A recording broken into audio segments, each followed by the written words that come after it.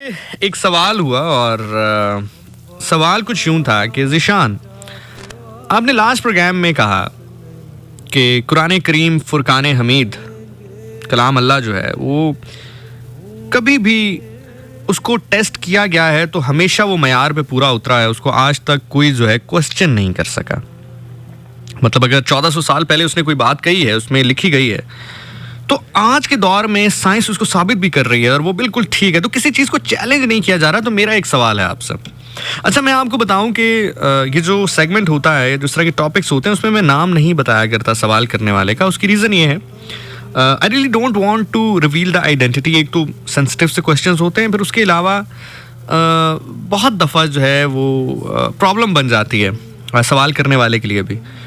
और बहुत दफ़ा मुझे लोग कहते हैं कि आप नाम चेंज करके बता दिया करें, जैसे मोस्ट ऑफ द टाइम लोग करते हैं। तो उसमें प्रॉब्लम ये होती है कि वही नाम, अगर फॉर एग्जांपल ज़ीशान नाम के बंदे ने सवाल पूछा और मैं ज़ीशान को कमर कर दूं, तो सम टाइम ये भी मिसअंडरस्टैंडिंग हो जाती है बेचारे से। तो जिसका नाम कमर होता है तो लोग समझते हैं शायद उस कमर ने ही सवाल पूछा है। So without giving the name, सवाल उनका मैं आपके सामने रखता हूँ। तो उन्होंने कहा ज़ीशान आपने बात कही थी। मैंने कहा जी बिल्कुल मैंने कही है, आपने बिल्कुल दुरुस्त सुना है, दुरुस्त फरमाया आपने।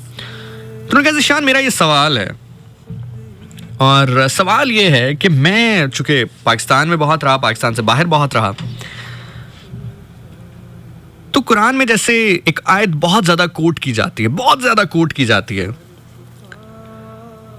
कि पाक मर्द पाक औरतों के लिए हैं और पाक औरतें पाक मर्दों के लिए हैं। तो मैंने अपनी रियल लाइफ में बहुत देखा है कि एक बंदे की शादी जो है वो किसी गलत औरत से हो जाती है, गलत औरत की शादी किसी गलत बंदे के साथ हो जाती है। तो अब आप इसको कैसे जस्टिफाई करेंगे? कुरान तो कह रहा है कि जी जो पाक औरतें हैं वो पाक मर्दों के लिए हैं, जो पाक मर्द हैं वो पाक औरतों के लिए हैं। तो मैंने तो अक्सर देखा है कि एक ऐसा आदमी जो कि बड़ा ही नमाजी, परहेजी, तहज्जुद गुजार, रोजे रखने वाला, ज़कात देने वाला, हज करने वाला, कुर्बानियाँ करने वाला होता है, लेकिन उसको औरत कुछ ठीक नहीं मिलती। या मैंने दूसरी तरफ ये भी देखा है कि औरत तहज्जुद गुजार, 5 वक्त नमाज पढ़ने वाली, हज करने वाली, ज़कात जो अगर साहिब इस्तात है तो वो सब कुछ कर रही है, लेकिन वो नहीं कर रही, मतलब उसको एक अच्छा आदमी नहीं मिला, उसको एक सही किरदार का आदमी नहीं मिला। तो अब मुझे बताएं कि ये सिचुएशन आप कैसे जस्टिफाई करेंगे? तो ये एक ऐसा सवाल है जो अमूमी तौर पर हमारे जहन में आता है। वो अलग बात है कि हम सवाल करते नहीं हैं, या हमें पता है कि सवाल करेंगे तो सबसे पहले तो ये कहा जाएगा, अरे कमबख्त, तुम कलाम अल्लाह पे सवाल उठा रहे हो। देखिए, ये सवाल उठाना नहीं है, सवाल करना है। इस तरह के सवालात के जब जवाबात दे दिए जाए ना,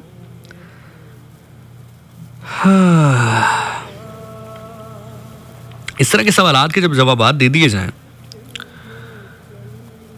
तो सबसे बड़ा फायदा पता क्या होता है? सबसे बड़ा फायदा यह होता है कि वो शख्स जितना उस चीज से दूर होता है ना, कभी नोट कीजिएगा, इस तरह के लोग जितना ही उस चीज से दूर होंगे, अगर उनके सवाल का जवाब मिल जाए, लॉजिकल आंसर मिल जाए, तो वो उतनी ही तेजी से उस चीज के करीब भी आ जाता है। और शायद इतना करीब आ जाते हैं जितना शायद वो एक आम आदमी जो उसको बता रहा है वो शायद उस चीज के उतना करीब ना हो, लेकिन वो उसके बहुत करीब आ जाता है। ऐसा नहीं होता कि 100 में से 100 दफा लोग आपकी बात से एग्री कर जाएं। समटाइम लोगों को आपका जो आंसर है वो लॉजिकल नहीं लगता, जस्टिफाइड नहीं लगता, तो वो उसको नहीं एक्सेप्ट करते। लेकिन अगर आप 10 बंदों को समझा रहे हैं और 10 में से एक को भी वो समझ आ जाता है, वो करीब हो जाता है, फिर वो अपने बच्चे को समझाता है, फिर एक नस्ल चल पड़ती है, तो आपका तो काम हो गया। सो मेरी जितनी औकात है, मेरी जितनी इस्तात है, मैं उस मुताबिक अब आपको इसका आंसर करने की कोशिश करता हूं। तो बात यह है, मोहतरम या मोहतरमा, चले हम जेंडर भी रिवील नहीं करता। अब जितने लोग भी सुन रहे हैं, to whom it may concern, जिनके जहनों में कभी ये सवाल आया है या आता है, या इससे मुतल्लिक भी, या इस पर्टिकुलर आयत से हट के भी किसी आयत के मुतल्लिक जो आपको ज़ाहिरी दुनिया पर तब्दील होती हुई नजर आए, सिर्फ ये आयत नहीं है जो कि आपको दुनिया में डिफरेंट होती हुई नजर आएगी। मैं आपको बहुत सारी आयत का हवाला दे सकता हूँ। जैसे फॉर एग्जाम्पल दे रहा हूँ, अल्लाह आपको हुक्म दे रहा है कि आप ज़कात दें, आपका माल बढ़ेगा। लेकिन अब अगर आप ये कहें कि ज़ाहिरी तौर पर भाई कैसे माल बढ़ेगा, ज़ाहिरी तौर पर तो मेरे से पैसा जा रहा है। फॉर एग्जाम्पल, अगर मेरे अकाउंट में 10 लाख रुपए पड़े हैं तो 2.5% के हिसाब से 25,000 रुपये ज़कात बन गई। अब कोई बंदा कहे भाई मेरे अकाउंट में 10 लाख थे, 9,75,000 रह गए, 25,000 रुपये मेरे अकाउंट से गया, भाई बढ़ा तो नहीं है, घटा है। लेकिन आप देते हैं ज़कात ना, क्योंकि आपको पता है कि उसने आपसे वादा किया। इसी तरह अल्लाह ने आपसे कहा कि सच बोलें, जिस भी सिचुएशन में फंस जाएं, आपको पता होता है यार मैं इधर झूठ बोल के बच सकता हूं। आप सच बोलते हैं, समटाइम नुकसान भी हो जाता है, लेकिन आपको पता होता नहीं यार अल्टीमेटली इस चीज का कहीं फायदा होगा। ठीक हो गया। सो हैविंग सेड दैट, सिर्फ ये इस एक पर्टिकुलर सब्जेक्ट के ऊपर ये बात नहीं है, लेकिन ये लोगों को हिट ज्यादा करती है। इसमें कोई दूसरी राय नहीं है, मैं आपको हकीकत बता रहा हूं, इसमें कोई दूसरी राय नहीं है कि लोग इस आयत के ऊपर या इस चीज के ऊपर बात ज्यादा इसलिए करते हैं क्योंकि ये डायरेक्टली उनकी जिंदगियों को टच करती है ना, डायरेक्टली उनकी जिंदगियों को इफेक्ट करती है। मैंने बहुत दफा बहुत सारी खवातीन को ये आयत कोट करते देखा है, बहुत सारे मर्दों को ये आयत कोट करते देखा है। अब इसके दो जवाब हैं। पहला जवाब, आपने किसी के अच्छे या बुरे होने का जो तायुन है वो इस चीज से कैसे कर लिया कि उसके अंदर ये एक स्पेसिफिक आदत बुरी है और इस बेस के ऊपर ये बंदा गलत है या ये औरत गलत है। फॉर एग्जाम्पल, एक आदमी है, वो एक गलत रिलेशन में है, एक गलत ताल्लुक में है, और दूसरी तरफ एक खातून है जो किसी गलत ताल्लुक में नहीं है लेकिन सूद ले रही है। अब अगर आप दोनों के गुनाहों को इकट्ठा करें तो उस मर्द का गुनाह कम है, उस औरत का गुनाह ज्यादा है। इसको चेंज कर लेते हैं, वाइस वर्सा कर लेते हैं। एक मर्द है, वो किसी रिलेशन में नहीं है या किसी रिलेशन में जिसको दुनिया बुरा कहती है या शरई तौर पर हमें बताया गया है कि वो बुरा है, वो उस रिलेशन में नहीं है लेकिन झूठ बोलता, धोखाधड़ी करता। ठीक है। दूसरी जानिब एक औरत है जो समहाउ किसी रिलेशन में है जो कि हम बुरा समझते हैं या हमें बताया गया है या जो हमारी समझ है उसके मुताबिक वो गलत है, वो समहाउ उस रिलेशन में है। ठीक है। लेकिन वो वादा खिलाफी नहीं कर रही है, वो झूठ नहीं बोल रही है। अब आपको पता है कि इस मौके पर उस मर्द का गुनाह बड़ा है। क्यों? अल्लाह के नबी सल्लल्लाहु अलैहि वसल्लम ने फरमाया है कि जिसके वादे का एतबार नहीं उसके ईमान का एतबार नहीं, जिसकी जुबान का एतबार नहीं, जिसके वादे का एतबार नहीं, उसके ईमान का ही एतबार नहीं। यानी कि एक बंदे का, देखें ये सारी चीजें सेकेंडरी है ना, प्राइमरी चीज आपका ईमान है। फॉर एग्जाम्पल, आप नमाज पढ़ रहे हैं, आप ज़कात दे रहे हैं, आप हज कर रहे हैं, आप कोई भी ऐसा अमल कर रहे हैं, वो सेकेंडरी है। प्राइमरी चीज आपका ईमान है। मतलब फॉर एग्जाम्पल, कोई आदमी हो जो खुदा की वहादनियत पे यकीन ना रखता हो, खुदा को वहदहु ला शरीका लहू ना मानता हो, उसको अहद ना मानता हो, रसूलुल्लाह सल्लल्लाहु अलैहि वसल्लम को पैगंबर ना मानता हो। अब एक ऐसा शख्स है, उसका अकीदा ये है, लेकिन वो इस अकीदे के साथ नमाजें भी पढ़ रहा है, ज़कात भी दे रहा है, हज भी कर रहा है, सारा कुछ कर रहा है, तो ये कहीं काउंट नहीं होगा। क्यों? क्योंकि जो प्राइमरी चीज है आपने वो ही नहीं पकड़ी। जो बेसिक चीज है आप उसको एक्सेप्ट करेंगे, आप उसको पकड़ेंगे, एंड देन अच्छा, बहुत सारे लोग कहेंगे जी कुरान में एक आयत ऐसी भी है जहां पर कहा जा रहा है कि वो तमाम तर लोग जो कि ईमान नहीं भी लाए उनकी अच्छी चीज़ों का बदला उनको मिलेगा और रोज़े क़यामत किसी के साथ जो है वो बेइंसाफ़ी नहीं होगी। ये एक चीज़ अपनी जगह पर है, लेकिन इस वक्त हम उस प्रोटोकॉल की बात कर रहे हैं जो बीइंग अ मुस्लिम आपको प्रोटोकॉल मिलेगा, जो बीइंग अ मुस्लिम या बीइंग अ कलमा गो आपको एक प्रोटोकॉल मिल रहा है, हम उसकी बात कर रहे हैं। तो अगर एक बंदा इस प्राइमरी चीज़ को ही नहीं मानता तो वो नीचे जो मर्जी कर रहा है, फॉर एग्जाम्पल वो किसी से ताल्लुक नहीं रख रहा, वो शराब नोशी नहीं कर रहा, कुछ भी नहीं कर रहा, लेकिन वादे का अगर पक्का नहीं है तो अल्लाह के नबी सल्लल्लाहु अलैहि वसल्लम ने फरमाया उसके ईमान का कोई एतबार नहीं है। अब जिसके ईमान का ही कोई एतबार नहीं है तो वो नीचे जो मर्जी करता रहे, इससे तो कोई फर्क नहीं पड़ता। सो पहली चीज तो यह है कि किसी के भी एक गुनाह को देखते हुए आप उसकी पूरी जिंदगी का फैसला ना करें। अब यहां पर मैं एक छोटी सी बात करूंगा और कहकर आगे निकल जाऊंगा। लाजिम इसलिए समझता हूं क्योंकि इस पॉइंट पर वो बात शायद आपको जल्दी समझ में आए। शायद हो सकता है बहुत सारे लोगों को पसंद ना भी आए ये बात, लेकिन अपना फर्ज समझ के लाजिम इसलिए समझता हूं ये बात कि यहां पे शायद ये बात आपको जल्दी समझ में आए। आपको पता है हमारे यहाँ जो बहुत ज़्यादा फ़िरका वारियत और ये मसलिक और ये तमाम तर चीज़ों का जो रुझान है वो क्यों है? क्योंकि हमने किया क्या है कि एक बंदे की ज़िंदगी पकड़ी, उसकी एक गलती को पकड़ा, उसकी एक गलती के ऊपर उसकी हमने बाकी पूरी ज़िंदगी जो है वो ज़ीरो से मल्टीप्लाई कर दी।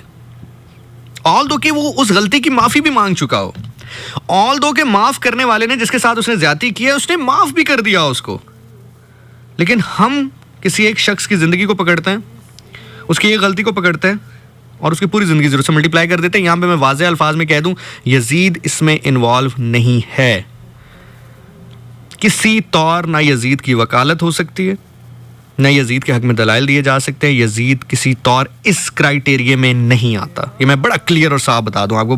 बहुत सारे लोग ये ना हो कि मेरे इस जुमले से मुराद ये ले लेंगे यजीद ने भी तो ये वो, उसको छोड़ दें। मैं उसका नाम भी लेना मुनासिब नहीं समझता और वो इस क्राइटेरिया में आता ही नहीं है।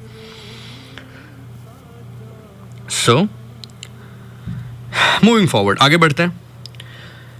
तो कभी भी जिंदगी में किसी भी एक शख्स की एक गलती को देखते हुए या बज़ाहिर एक गुनाह को देखते हुए कभी भी ये ना जज करेंगे ये गलत औरत है या ये गलत आदमी है और फिर कुरान की आयत उनके ऊपर आप फिट कर देंगे, देखें जी कुरान में तो अल्लाह ने ये कहा था तो इसकी तो शादी इसके साथ होगी।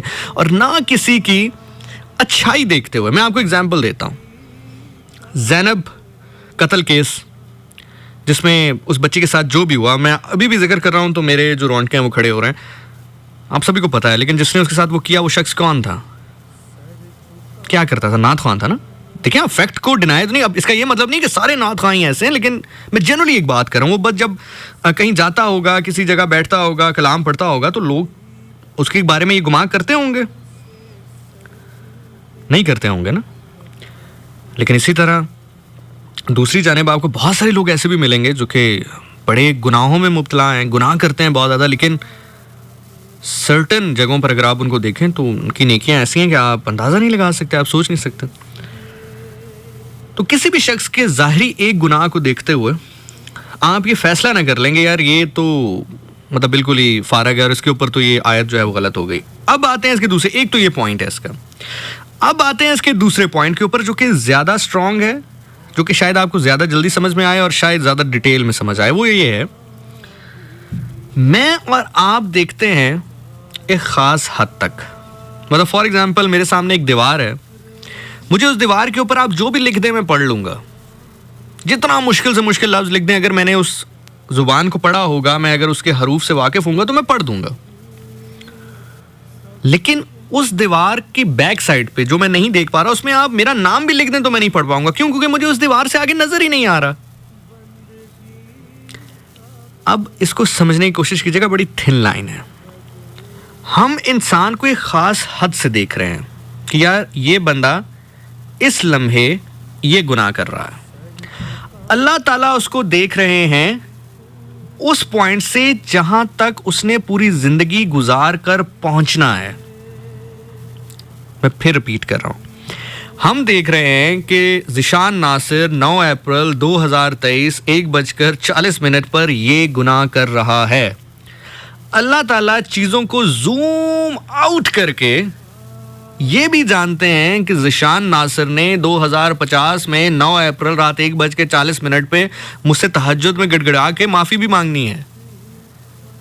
तो यू नेवर नो, जिसको आज आप इतना गुनहगार तस्वर कर रहे हैं कि जिसके ऊपर कुरान की आयत को आप फिट कर रहे हैं, हो सकता है आने वाले टाइम में आपसे बहुत आगे की चीज बन जाए। तकवे की बात कर रहा हूं। आप बहुत बड़ी बड़ी मिसालें हैं, बहुत बड़ी बड़ी मिसालें हैं, बहुत ही बड़ी बड़ी मिसालें हैं। मतलब इतनी बड़ी मिसाल है कि अक्सर लोग जिक्र नहीं करते, मुझे पता नहीं क्यों नहीं करते, हालांकि ये अल्टीमेटली तारीफ है अल्लाह के नबी सल्लल्लाहु अलैहि वसल्लम की। ऐसे लोग जिन्होंने उनके कत्ल का मंसूबा बनाया, ऐसे लोग जो बेटियों को जिंदा दफना दिया करते थे, ऐसे लोग जो कि हक की बात नहीं करते थे, अल्लाह के नबी सल्लल्लाहु अलैहि वसल्लम की जब लीडरशिप के नीचे आए तो ऐसे बड़े बड़े नाम बने कि आप सोच नहीं सकते। ये तो तारीफ है अल्लाह के नबी सल्लल्लाहु अलैहि वसल्लम की लीडरशिप की। तो अब अगर आप उस पॉइंट के ऊपर उनकी जिंदगी देखें, अगर मैं एक ब्रैकेट लगा दूं और ब्रैकेट लगा के आपको बताऊं जी इस बंदे ने तो एक पॉइंट के ऊपर रसूल पाक सल्लल्लाहु अलैहि वसल्लम के खिलाफ मंसूबा बनाया था, अगर आप उसको उस ब्रैकेट पे रख के मैं आपके सामने पेश करूं तो आप कहेंगे यार ये कितनी गलत बात है, अल्लाह के नबी सल्लल्लाहु अलैहि वसल्लम के बारे में ये बात कही या उनके बारे में ये मंसूबा उन्होंने बनाया, कितनी गलत बात है, कितनी गलत बात है। लेकिन अगर वो मैं ब्रैकेट्स हटा दूं और ब्रैकेट्स हटा के मैं आपको बताऊं हाँ जी इसने 20 साल बाद या 22 साल बाद ये काम किया रसूल खुदा सल्लल्लाहु अलैहि वसल्लम, तो आप कहेंगे यार क्या बात है, ऐसा बंदा जिसके जिस्म पे 1 इंच भी ऐसा नहीं था जिस पे जख्म का निशान ना हो, इतना ये लड़ा है रसूल पाक सल्लल्लाहु अलैहि वसल्लम के लिए। सो मैं आपसे फिर ये बड़ा क्लियरली आपको बताऊं कि जो इमाम अली अलैहिस्सलाम है ना, उनकी जमानत रसूल खुदा सल्लल्लाहु अलैहि वसल्लम की जानिब से है। उनकी हदीस मुबारक है, ए खुदा तू हक को उस तरफ मोड़ जिस तरफ अली मुड़े। ये नहीं कहा कि अली को उस तरफ मोड़ जहां हक मुड़े, कहा तू हक को उस तरफ मोड़ दे जहां अली मुड़े। तो उनकी जमानत तो इमाम अली अलैहिस्सलाम की जो है वो अल्लाह के नबी सल्लल्लाहु अलैहि वसल्लम ने दी है। तो आप हमेशा ब्रैकेट हटा के देखें तो अल्लाह ताला क्या करते हैं, अल्लाह ताला क्या, उनका क्या एक विजन है। एक आदमी बहुत नेक है, बहुत ही नेक है, चलिए औरत नेक है, बहुत सारी खवातीन सुन रही होंगी शायद माइंड कर रहे हैं, एक औरत बहुत ही नेक है, तहज्जुद गुजार है, 5 वक्ता नमाजें पढ़ती है, कभी किसी गैर महरम को नहीं देखती, उसकी शादी हो जाती है एक ऐसे बंदे से जो कि कोई बहुत अच्छा आदमी नहीं है, बड़ा गलत आदमी। लेकिन अल्लाह को मालूम है कि 5 साल 6 साल 7 साल 8 साल इस औरत की सोबत में रह के या इस औरत के तवस्सुस से या इस औरत के साथ रहते हुए इस मर्द में वो तब्दीली आ जानी कि ये तकवा में उस मयार पे पहुंच जाएगा जहां पर ये 15 साल 20 साल लगातार इबादत करके ये औरत नहीं पहुंची। हो सकता है ये 5-10 साल में तकवा का वो मकाम हासिल कर ले जो शायद इस औरत ने भी नहीं किया। देखिए तकवा, मैं आपको एक मिसाल देता हूं, जनाब हुर चंद दिन पहले उस मकाम पर मौजूद हैं जो इमाम हुसैन अलैहिस्सलाम के घोड़े की लगाम को पकड़कर मोड़ रहे हैं दूसरी जानिब, और किसकी मौजूदगी में? हजरत अब्बास की मौजूदगी में। अल्लाह अकबर, अल्लाह अकबर।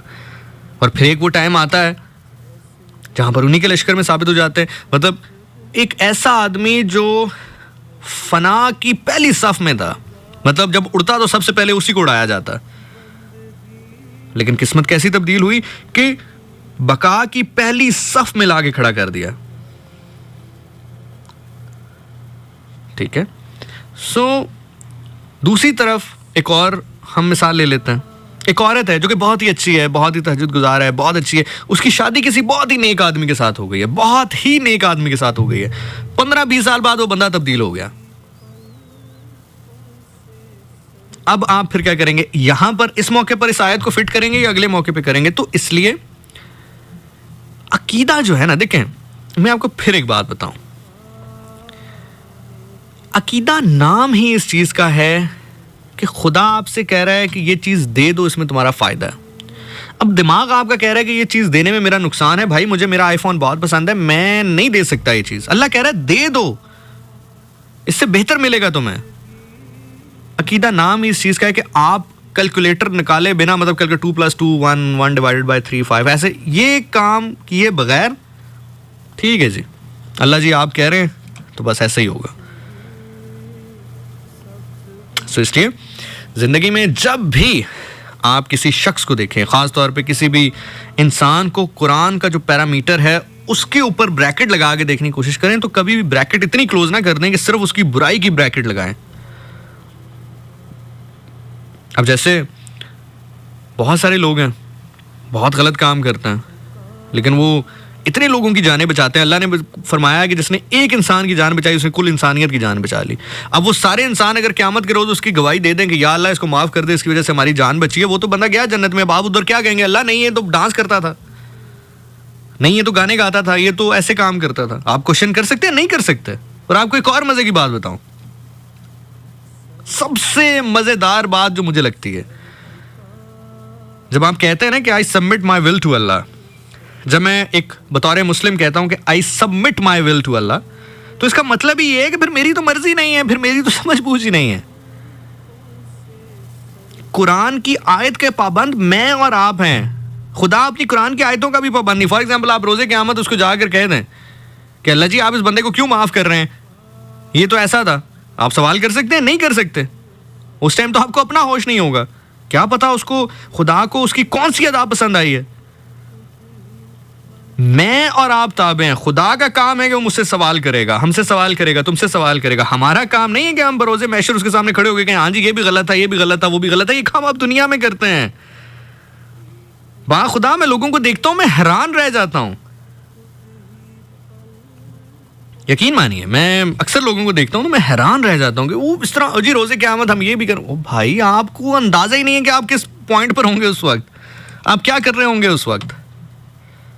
तो इसलिए आप सभी लोगों से रिक्वेस्ट है, और भाई या बहन जिसने ये सवाल किया था, आई होप कि आपको आपका जवाब मिल चुका होगा। ब्रैकेट्स हटा के चीज़ों को देखें और ट्रस्ट करें।